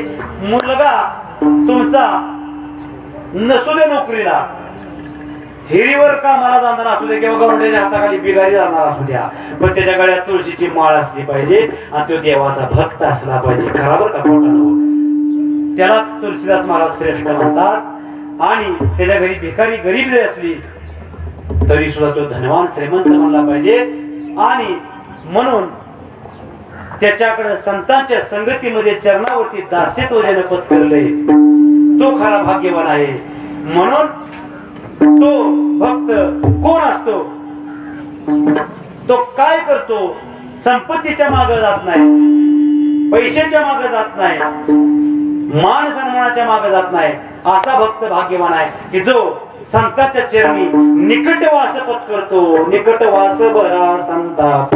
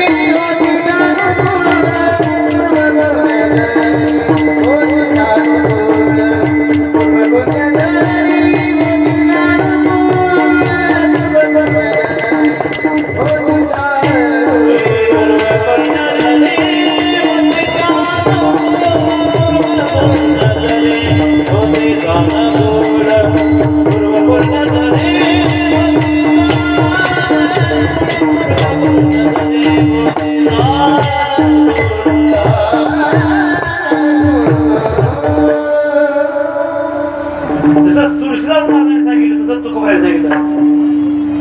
ए भाग्य तरी नोहे धन पुत्र दारा निकटवास बरा संतापाई निकटवास बरा संतापाई. का बरं एवढं संतांच्या चरणी निकटवास धारा सांगितले, संतांचा दासवा सांगितले, का म्हणून सांगितले महाराज? संत नामदेव महाराज गाणं काय बघा, काय बघा मध्ये संत नामदेव महाराज सांगितले बघा. संतापायी माथा ठेविता सद्भावी, संतापायी माथा ठेविता सद्भावी, तेने भेटे देव आपे आप. संतांच्या पायी नुसता माथा ठेवला देव बिगर कष्टाचा आपोआप भेटतो, आपोआप भेटतो. मग असे संत महात्मा आपल्याला भेटण्यासाठी त्यांच्या चरणाचं दास्यत्व पत्करलं तर काय होतं महाराज? एक मुलगा बोबडा होता आणि मतिमंद होता, तो एका संतांच्या सहवासात नेऊन ठेवला. आई वडील म्हणली सगळी त्याला नाव ठेवते, त्या जील त्याला लात घालत या, जी त्याला नाव ठेवते या. मग ह्याला आपण काय करूया, कुठल्या तरी ऋषीमुनीच्या गुरुकुलामध्ये ठेवूया. त्याला नेला गुरुकुलात टाकला संतांच्या चरणी. आणि तिथं म्हणतात त्याचा संत काय म्हणतात, तुला व्याकरण येते का? आता कीर्तनकार म्हणून जर कीर्तनकार व्हाय गेल्यावर स्वानंद सुखने वैश्वर जोग महाराज वारकरी शिक्षण घातल्यानंतर ते म्हणतात याला पंचदशी येते का, याला व्याकरण येतं का, किंवा 10वी पास आहे का, किंवा 12वी पास आहे का, त्याला उच्चार चांगले येतात का? तिथे गेल्यावर आता ही पोरग एकतर बोबड, काकाला ताता म्हणायचं असलं पोरग, आणि असताना मतिमंद, तोंडातनं लाळ शेंबड गाळायचा असलं पोरग कुठं दिलं? त्या संतांच्या. संत म्हणजे नाहीत हे द्या करून, संत म्हणतात रेड्यामध्ये देव पाहतात संत, मग का माणसामध्ये का पाहणार? त्याला ठेवलं आणि त्याला पहिल्यांदा शब्द आता शिकवायचं म्हणल्यावर त्याला मन काका, मन मामा, मन देव. देव म्हणल्यावर त्याला नीट म्हणा येईना. बरं म्हण म्हणजे ब्राह्मण. आता ब्राह्मण शब्द त्याला म्हणा येतोय का? बाबा काय बी बॅबॅ करायला लागलं. मग ते म्हणा लागला चल तुला मी शिकवतो माझ्यासोबत चल. मग त्याला घोड्याच्या तबेल्यात नेलं. कोणाला? त्या मतिमंद पोराला. आता त्याला शब्द कुठला म्हणा शिकवायचा आहे? ब्राह्मण. म्हटले चल म्हण म्हण म्हण. घोड्याच्या गळ्यात काय बांधलाय खायासाठी? तोबरा. काय बांधलाय? मात्र का तोबरा भरलाय तोंडाचा? तसं ती घोड्याच्या तोंडामध्ये डाळ, तिथं तिथे डाळ नासू नये, डाळ पडू नये, त्यासाठी ती व्यवस्थित खायला यावी म्हणून इथं घोड्याच्या तोंडामध्ये तोबरा बांधतात. ह्याला काय म्हणतात म्हणले? तोबरा. म्हण तोबरा. पोरग म्हणलं तोबरा. ते बोबडे पोरग तोबरा. परत म्हणले म्हण. ते म्हणले म्हण. परत म्हणले तोबरा. ते म्हणला तोबरा. परत म्हण म्हण म्हण. तोबरा तोबरा म्हण म्हण. तोबरा म्हण. तोबरा म्हण. तोबरा म्हण. तोबरा म्हण. तो ब्राह्मण. तो ब्राह्मण म्हणायला शब्द शिकवलं. अशा पद्धतीनं सहजा बोलणे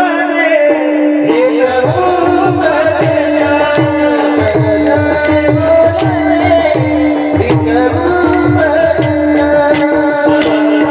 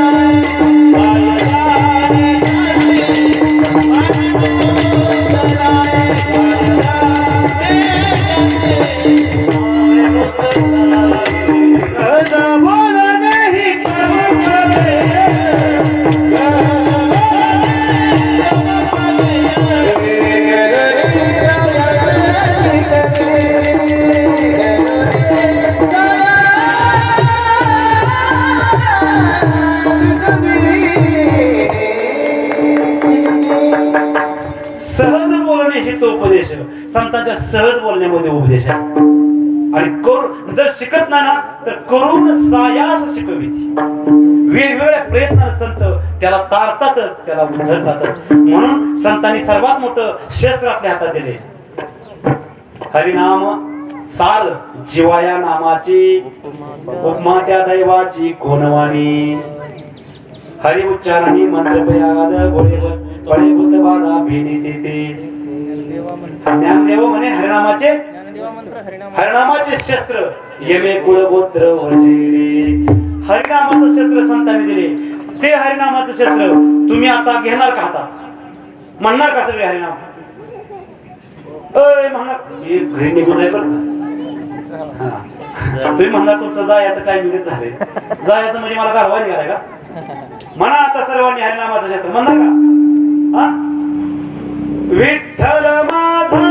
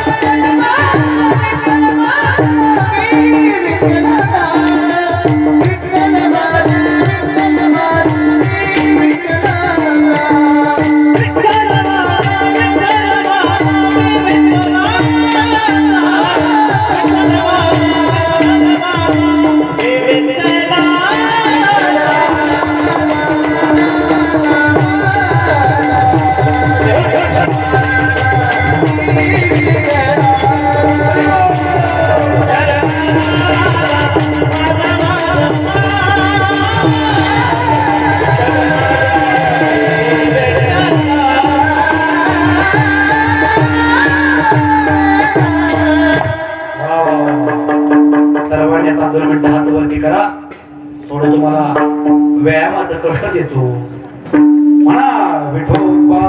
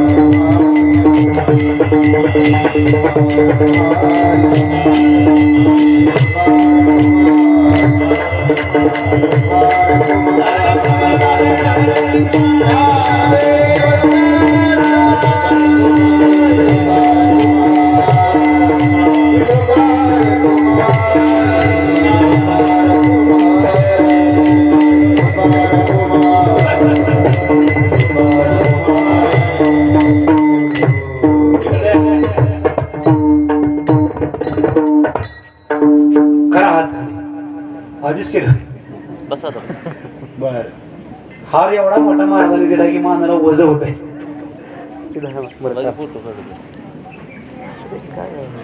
म्हणून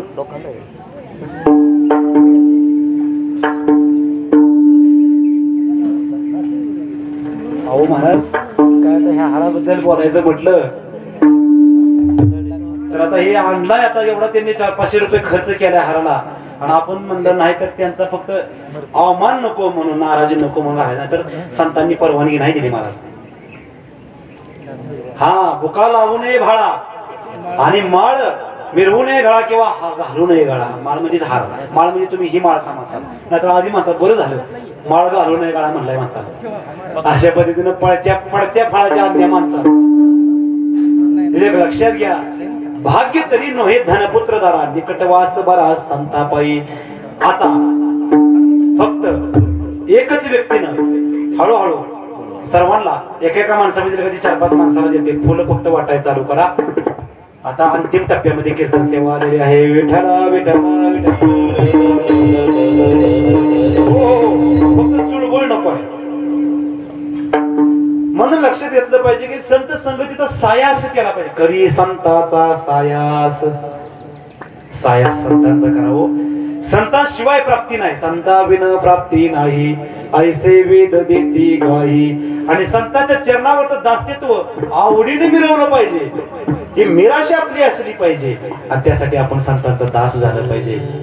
सर्व भावे दास झालो त्यांचा.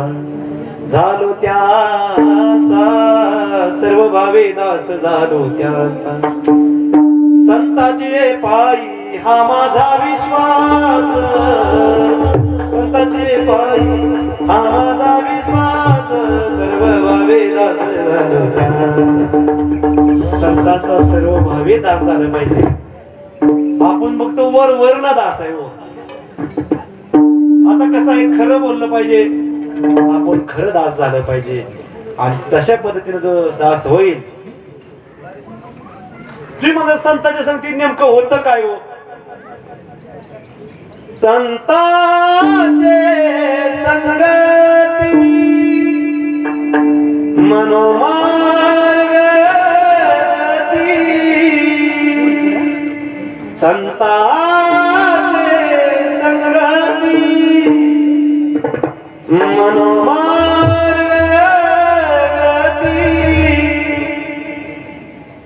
आकळावा श्रीपती येणे पंते.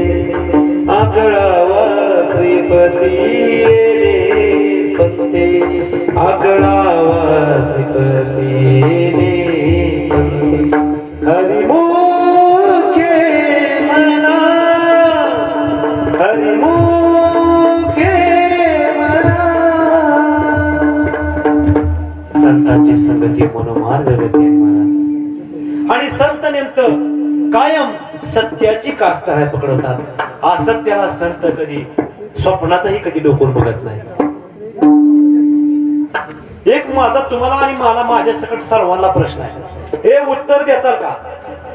देताल का. आजार आहे का तुम्ही. आजार आहे ना. संतांच्या एक प्रश्नाचं उत्तर द्यायचं तुम्ही. जीवनामध्ये आपण सत्याने वागतो का असत्याने वागतो.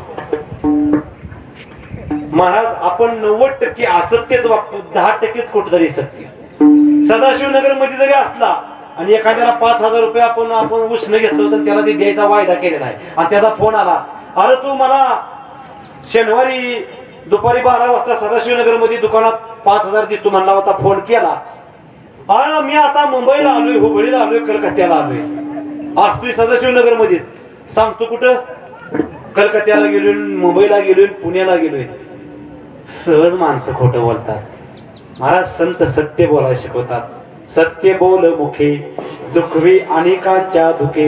हिच विष्णूची महापूजा अनुभव तुझ्या.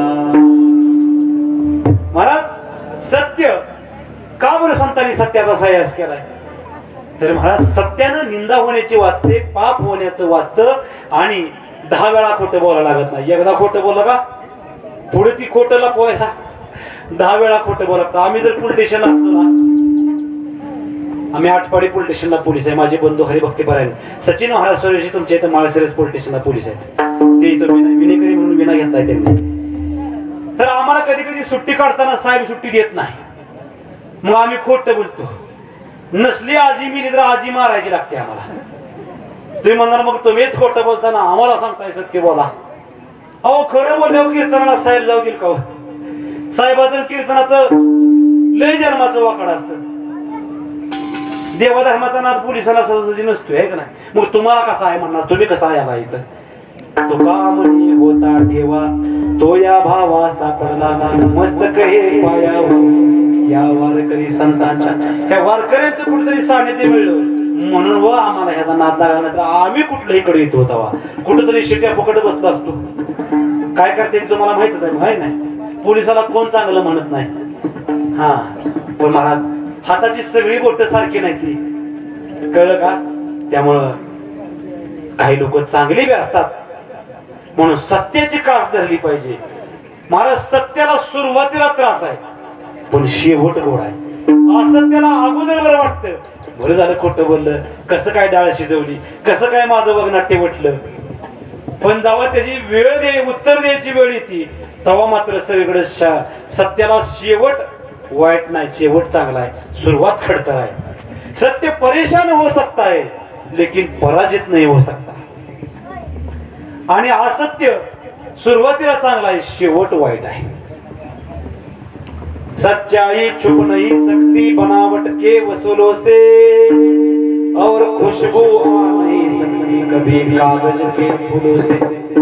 कागदाच्या फुलापासून कधी सुगंध येऊ शकत नाही, त्याला खऱ्याच फुलाचा सुगंध घ्यायला लागतो.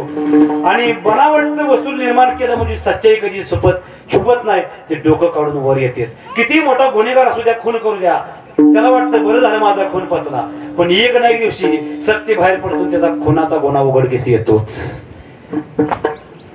सत्याची कसं आहे माहिती आहे महाराज, सत्य असत्याशी मन केले वाही, नाही मानिले बहुमता. काय सांगितलंय? तुका म्हणे सत्य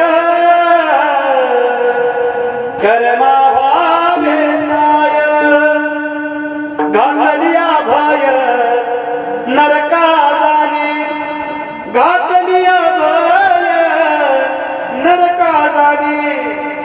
तुका म्हणे सत्य कर्मा भावे साय, घातलिया भय नरका जाणे. महाराज, असत्य असं आहे बारबिंड, असत्य अशी आखूड चादर आहे, तोंडावर घेतलं तर पाय उघड पडतात, पायावर घेतलं तर तोंड उघड पडतं.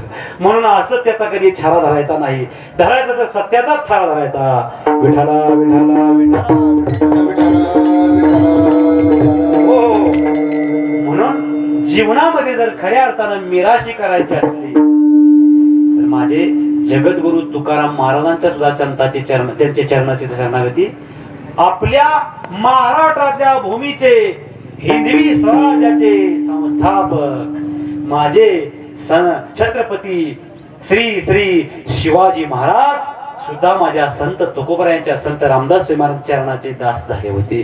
स्वतः राजा शिव छत्रपती भूपती असताना सुद्धा माझ्या तुकोबांच्या चरणी शरणागती पत्करली होती आणि म्हणले मला काहीतरी उपदेश करा.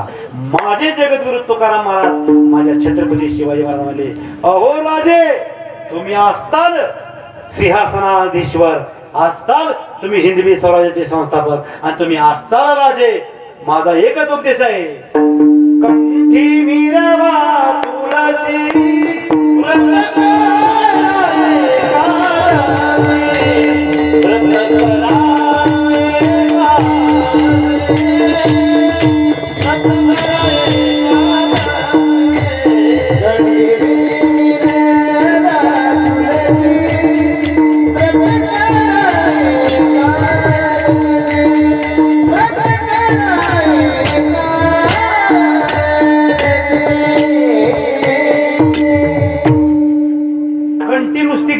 तुळशी माळ म्हणले नाही संत तुकाराम महाराजांनी शिवाजी महाराजांना.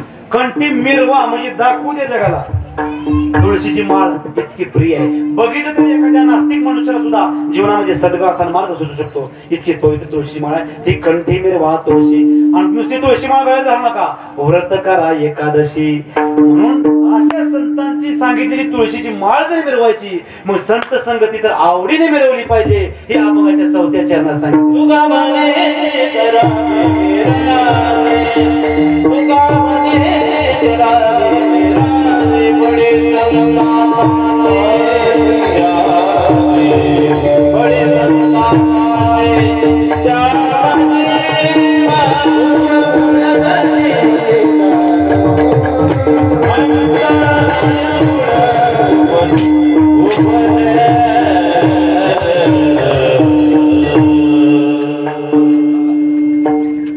म्हणून तुका म्हणे येते, तुका म्हणे हेची करावी मिराशी. मिराशी म्हणजे काय? माझं काय लय मिराशी करते ती.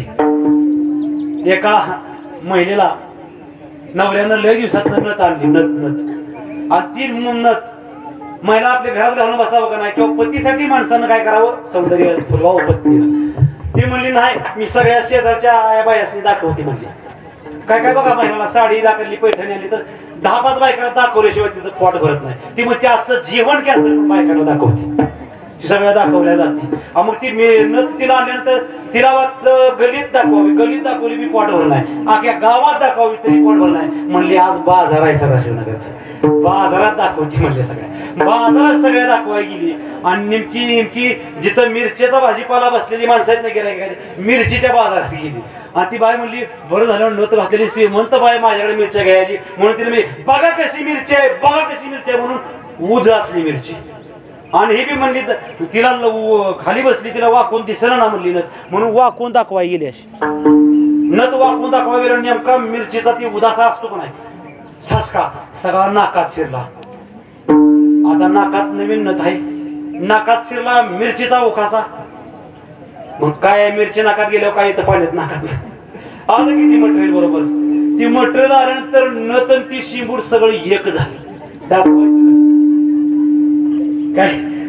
आणि मग शिका चालू झाल्या. आता नख काढून ठेवती म्हणली, पण नेमकं पुढे कबीर महाराज दिसलं काय. आणि कबीर महाराजांना म्हणली शेवटी तुम्ही तरी बघा की नथ म्हणली.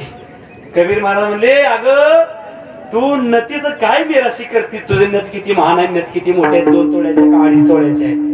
अगं त्या नतीचं गुणगान गाण्यापेक्षा ती नथ घालाय नाक ज्या भगवंतानं दिलं त्या भगवंताचं गुणगान गा. विठाला विठाला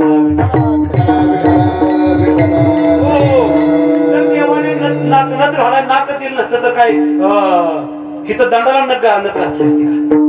म्हणून देवाचे अनंत उपकार आहेत. म्हणून तुका म्हणे हेची करावी मिराशी. मिराशी करा, नथ काय दाखवत आहे आणि बॉडी काय दाखवत आहे. संतांच्या चरणात मी दास आहे याची मिराशी करा. आणि काय करा, बळी संतापायी द्यावा जीव. जीव म्हणजे काय, हा जीव म्हणजेच काय, ठेवीता हा पायी जीव थोडा. संतांचं सर्वभावी दास बना. म्हणून या ठिकाणी थोडक्यात अभंगाचा भावार्थ तुमच्या समोर मांडण्याचं कर्तव्य माझ्यासारख्या संत दासानं, वारकरी दासानं करण्याचा प्रयत्न केला. 4 चरणाचा भावार्थ तुमच्या समोर मांडण्याचं दासानं कर्तव्य केलं. आता 2 शब्द ज्यांचं पुण्यस्मरण आहे असे हरिभक्तीपरायण तुळशी माळाच्या निगळ्या धारण केलेले असे पंढरपूरच्या पांडुरंगाचे वारकरी हरिभक्तीपरायण दिनकर गुरव यांचा 7वं पुण्यस्मरण आज या ठिकाणी त्यांच्या गुरु परिवाराने आयोजित केलं. त्यांच्या मुलाबाळांनी खऱ्या अर्थाने इथं सर्व आलेल्या वारकऱ्यांना, श्रोत्यांना संत पंगत आणि संतांचा हरिनामाची ज्ञानाची पंगत इथं अमृत मेजवानी दिली.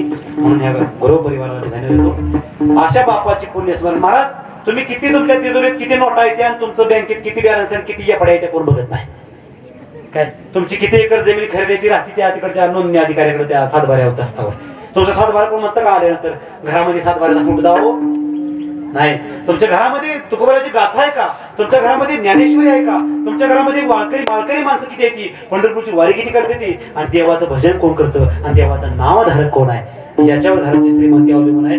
तुम्हाला संत तुळशीदास महाराज मागाशी दोहा सांगितलाच. खरी लक्ष्मी खरं धन काय, हरिनामाचं धन आहे. आणि त्याच्या घरात असतं असेच हरिभक्तीपरायण वैकुंठवासी दिनकरजी गुरु महाराज यांचं 7वं पुण्यस्मरण. 1 पुण्यस्मरण करणं होत नाही माणसाचं, 7 पुण्यस्मरण केली. म्हणून ध्यानात ठेवा, अशा बापासाठी, अशा बापाचं आपण सुद्धा कर्तव्य आहे, देणं लागतो. इथं आलेली सर्व तरुण मंडळी, इथं आलेली सर्व माता भगिनी, सर्व काही असलेले आबालवृद्धांनी एक लक्षात ठेवलं पाहिजे, आपल्या बापाचं आपण ऋण फेडलं पाहिजे. काय फेडलं पाहिजे, बापाचं कर्जदार आहे आपण महाराज, बापाचं कर्जदार आहे. लक्षात घ्या, तुमच्या घराला तेव्हाच घर पण आहे, घराचं घर पण आहे. किती बी तुम्ही श्रीमंत असू द्या, दारात 40 लाखाची फॉर्च्युनर उभी असू द्या, पण बापाचं छत्र हरपलं, तुमच्या फॉर्च्युनरला कोण किंमत देत नाही. भावभावकीत आपला मान कमी होतो, किंमत कमी होती. गावातला कोण बी गोर आपटून दम देतो. पण बाप बरा तुमचा म्हातारा असू द्या, दारात नुसता बसलेला असू द्या, जोपर्यंत अंगणामध्ये, दारामध्ये, उमऱ्यामध्ये बापाची चप्पल दिसते ना, म्हणजे बाप हयात आहे, तो पण त्या कुटुंबाकडे कोण वाकड्यानं धरून बघत नाही महाराज. लय मोठे नुकसान होतं. पण एवढी मात्र एक शोकांतिक आहे, आई आणि बाप जोपर्यंत आहे तोपर्यंत त्याची किंमत नाही कळत महाराज. ज्या दिवशी आई बाप निघून जातात त्या दिवशी वाटतं की खऱ्या अर्थानं माझ्यावर दुःखाचा पर्वत कोसळलाय, मी निराधार झालोय, मी रस्त्यावर आलोय असं वाटतं. म्हणून त्या बापानं आपल्यासाठी रक्त झिजवले, रक्त सांडले, तन मन धन खर्च केले, आयुष्य वेचले आणि त्या बापानं आपल्यासाठी रात्रंदिवस गवण्याच्या हाताखाली बाप जातो सकाळी 9 ते 5, पण म्हणतो माझ्या पोराला शाळेची फी भरायची, सहलीची फी भरायची. त्याला फी भरायची म्हणल्यावर माझी 400 रुपये हजेरी गवण्याच्या हाताखालची पुरेसे पडणार नाही. 500 रुपये नुसती सहलीची फी आहे, पण सहलीची फी भरायसाठी बापानं 250 रुपये प्रमाणे एक टायली खतीस काटा घेतल्यानंतर 2 टायलीचं किती झालं? 500 रुपये. सकाळी बाप 7 पहाटे उठला आणि ती 2 टायलीची खतीस काढून आला, त्याचं 500 मिळलं. आणि गवण्याच्या हाताखाली बिगारी म्हणून कामाला गेलं, त्याचं 500 मिळलं. आणि ती पोराला फीला दिलं, पण 500 फी भरली. आता पोराला उद्या सहलीला गेल्यानंतर सगळ्या पोरं काहीतरी बाबा घेताना त्या ठिकाणी मेवा घेईल, बिस्किट घेईल, कोण लाडू घेईल, त्यांना खर्च आहे पैसे येते, कोण गाडी घेईल, पण माझ्या पोराला खर्च आहे कुठं पैसे येतं. म्हणून बाप आणखी संध्याकाळी गवण्याच्या हाताखाली सुटला का 5 वाजता पुन्हा परत 2 खताच्या टायली हेच काटायला जातो, जेणेकरून माझ्या पोराला उद्या शाळेमध्ये खर्चायला 500 रुपये तरी पेलं. अहो स्वतःची कापडं फाटली तर म्हणतो या अंदाजे यात्रेला नाही कापड घ्यायचे मला. बायको मग त्या घ्या की तुम्हाला गेल्या बारीने बी घेतलं नाही यात्रेला गावाच्या. माणसं काय म्हणते, अगं माझ्या पोराला चांगला ड्रेस घेतला का मला ड्रेस घेतल्यासारखं झालं म्हणले. पोरासाठी बाप काय करतो, स्वतःच्या पायाचा चपल्या तुटल्या तर अंगठ सांदून अंगठा जोडून ती चप्पल वापरतो. पोराला मात्र 550 रुपयाचं सँडल घेतोय, पोराला 2500 रुपयाचा ड्रेस घेतोय. आणि स्वतः मात्र बनेला जाळी झाली, बनेला होलं पडून तुटली बनेल तर गाठ बांधून बनेल वापरतोय. दुकानात जात नाही, दुकानात गेल्यानंतर तिथंच 50 रुपयाला दाढे, म्हणून बाप आंघोळीचा साबण चुळतो आणि म्हणतो हेच 50 रुपये वाचलं तर माझ्या मुलाला कुठेतरी त्या ठिकाणी शाळेमध्ये परीक्षेची फी भरायला किंवा एखाद्या ठिकाणी फॉर्म भरायला पोलीस भरतीचा माझ्या पोराला 50 रुपये तेवढंच उपयोगाला येतात. याची कळकळा बाप घेतो. आणि महाराज सकाळी पाईपलाईन फुटली तर पोरग रात्रभर, आजकाल पोराने सुद्धा उलट करायला चालू केली. पोरी बी काय करायला बापाची इज्जत घालून नको तिकडे पळून जायला लागल्या. पोरांनी बी काय केले, 2 GB संपत नाही नीट, 2 GB संपत नाही म्हणून रात्री 12 वाजले तरी मोबाईलच. बाप खवळला म्हणून पोराला राग येतो. बाप काय खवळा, कार्ट्या किती वेळ झाला मोबाईल बघतोय, झोप की. मग ते रग पांघरून घेते, मोबाईल ठेवते बाजूला. आणि परत बाप बाजूला गेला झोपायला का परत मोबाईल घेते, रगाच्या आत मोबाईल बघते. पहिलं 2 GB 12ला संपते, 12 नंतर पुढचं 2 GB चालू होते. पहाटे 2:30 वाजता जेव्हा हे जी पूर्ण शरीराची क्षमता समोर पेंगाळतो आणि मोबाईल तोंडावर पडतो त्यावेळेस ह्यो झोपतोय. पहाटे पाईपलाईन फुटली, ती पाईपलाईन कवा होते त्या ठिकाणी लिकीज आहे, पाणी आठवड्यात नाही एकदा येते. नाही जर मी तिला पाणी दिलं, नाही मकाला पाणी दिलं, मका जवळ पुन्हा 15 दिवसांना पाणी येणार. म्हणून बाप म्हणतोय पाईपलाईन फुटलेली जर लिकीज काढल्याशिवाय, नाहीतर मिळले पाणी अर्ध्या पाऊण तासाचं ते बी पाईपलाईन फुटल्या वावरतच जाय दुसऱ्याच्या. म्हणून बाप पाठच टिकावून खोडे घेऊन सकाळी 6 वाजता ऊन झाल्यानंतर पुन्हा खांदणं होणार नाही, महाराज बाप तिथे खांदाय जाते. आणि खांदाय गेल्यानंतर पोरगा जर मदतीला बापाने खांदलं आणि पोरानं जर 2-2 घामेली जर माती बाहेर काढली तर लवकर पाईपलाईन लिकीज घावत. पोरग 2:30ला झोपले, किती वाजता उठेल? पहाटे 10 वाजता. पहाटे 10 वाजता पोरग उठणार.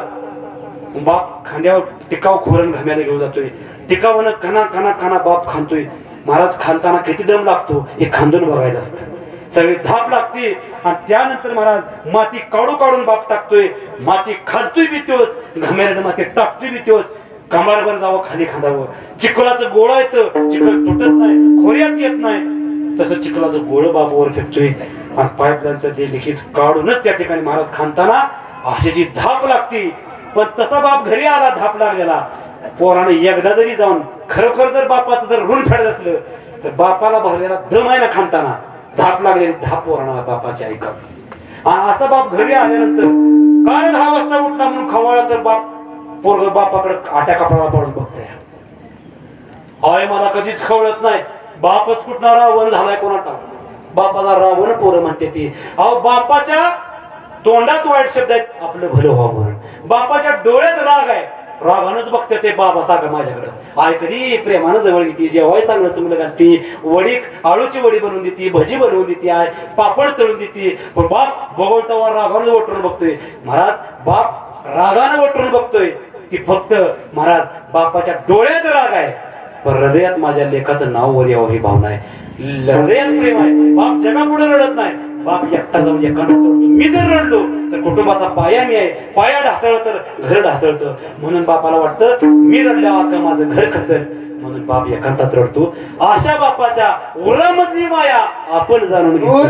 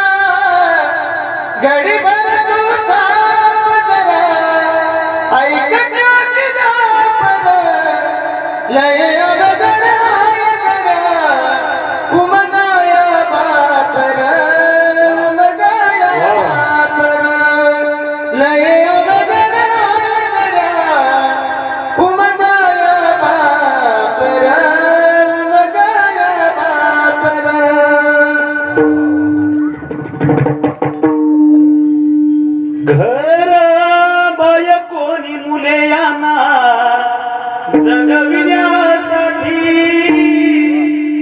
बाप होतो वेडा पिसा एका एका पैशासाठी. बाप स्वाभिमानी बाळा त्याचा कन खरकना, त्याच्या हृदयात सुद्धा लाजळूची संवेदना. बाप घराचा तो पायाई कळस त्यावर, जेव्हा खचतो ना पाया तेव्हा कोसळते घर. बाप साठवितो अश्रू फक्त एका क्षणासाठी, जन्मभराचे रडतो लेक जाताना सासरी. अशा बापासाठी एकदा तरी 2 डोळ्यातनं अश्रू माणसानं खर्च केले पाहिजे. ज्ञानेश्वर माऊली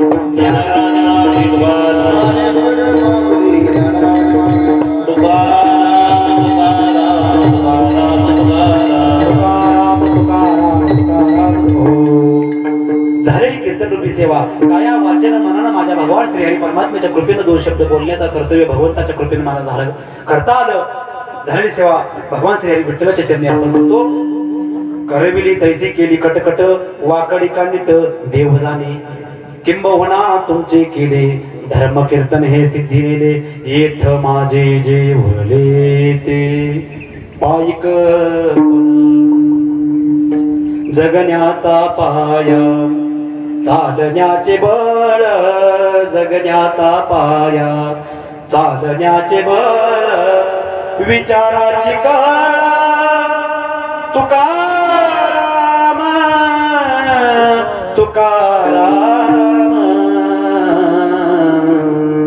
अशा पद्धतीनं झालेली सेवा संतांच्या चरणी अर्पण करतो. माझे सद्गुरू संत ब्रह्मचैतन्य गोंधळी महाराज चरणी अर्पण करतो. माझे सद्गुरू संत श्री गुरुवर्य हित प्रेमानंद गोविंद शर्मा महाराज चरणी अर्पण करतो. माझे सद्गुरू संत श्री गुरुवर्य गाथामूर्ती आदरणीय श्री रामभाऊजी राधवाबाई चरणी अर्पण करतो. या ठिकाणी मला गोड अशी कीर्तनाची साथ करणारे माझे परममित्र, आमच्या मान तालुक्याचं वैभव असणारे गान कोकिळा, ज्यांनी पश्चिम महाराष्ट्रात नव्हे विदर्भ खानदेश सुद्धा त्यांनी हादरून सोडला असे गायनाचार्य माझे अत्यंत परममित्र हरिभक्तीपरायण लक्ष्मण महाराज सुतार, मनकर्णेवाडीकर, क्षीरसागर. असेच अत्यंत माझ्यावर जीवाभावाने प्रेम करणारे, अत्यंत मला लहान भावा थोरल्या भावाप्रमाणे मानणारे माझे लहान भावासारखे, ज्यांचा सुद्धा कीर्तीचा गजर संपूर्ण युट्यूबवर तसंच झी टॉकीजवर सुद्धा गाजलेला आहे, असे हरिभक्तीपरायण परम मित्र तुषारजी गाडे वाळूगडकर यांचे विचारणे मी दंडवत करतो. हरिभक्तीपरायण आमचे गावातलेच माझे खरे अर्थ ज्येष्ठ वारकरी आमचे वाघोबा महाराज लोखंडे ढाकणीकर ते माझ्यासोबत आले. त्यांच्या विचारणे मी दंडवत करतो. त्यांनी अशी उत्तम अशी टाळाची साथ केली. तसे सर्व वारकरी, ज्येष्ठ कीर्तनकार, प्रवचनकार मंडळी, आसपासचे भाविक मंडळी यांच्या चरणी नतमस्तक होतो.